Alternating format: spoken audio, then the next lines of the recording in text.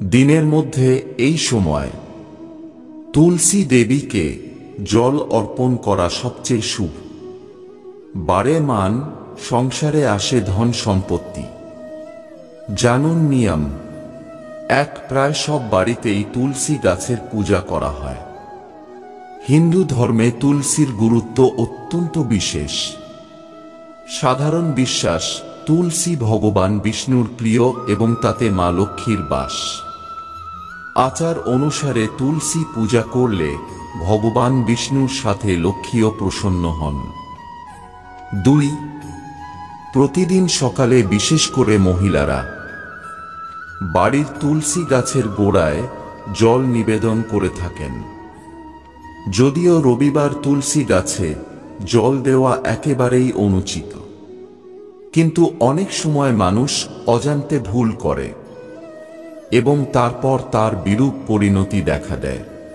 3. দেওঘরের বিখ্যাত জ্যোতিষী পণ্ডিত নন্দকিশোর মুদগাল জানাচ্ছেন, হিন্দু ধর্মে তুলসী গাছকে বিশেষ বিবেচনা করা হয়। নিয়মিত তুলসী গাছের পূজা অর্চনা করার পরামর্শ দেওয়া হয়। এতে দেবী লক্ষ্মী প্রসন্ন হন এবং গৃহে সম্পদ বৃদ্ধি পায়। কিন্তু অনেক সময় মানুষ তুলসী পূজা করতে গিয়ে এমন ভুল করে ফেলে যার জন্য পুজোর পরে শুভ ফল পাওয়া যায় না। 4. তুলসী গাছে জল নিবেদন করার নির্দিষ্ট নিয়ম রয়েছে, যে নিয়মের সবগুলি আমরা জানতেও পারি না। যেমন সূর্যোদয়ের আগে জল নিবেদন, প্রতিদিন স্নান করার পরেই আচার অনুসারে তুলসী গাছে জল নিবেদন করা উচিত। এছাড়াও সূর্যোদয়ের আগে তুলসী গাছে জল নিবেদন করলে ভালো ফল পাওয়া যায়। 5. ভেজা কাপড়ে জল নিবেদন করবেন না। স্নানের পরে ভেজা কাপড় পরে তুলসীকে জল দেওয়া উচিত নয়।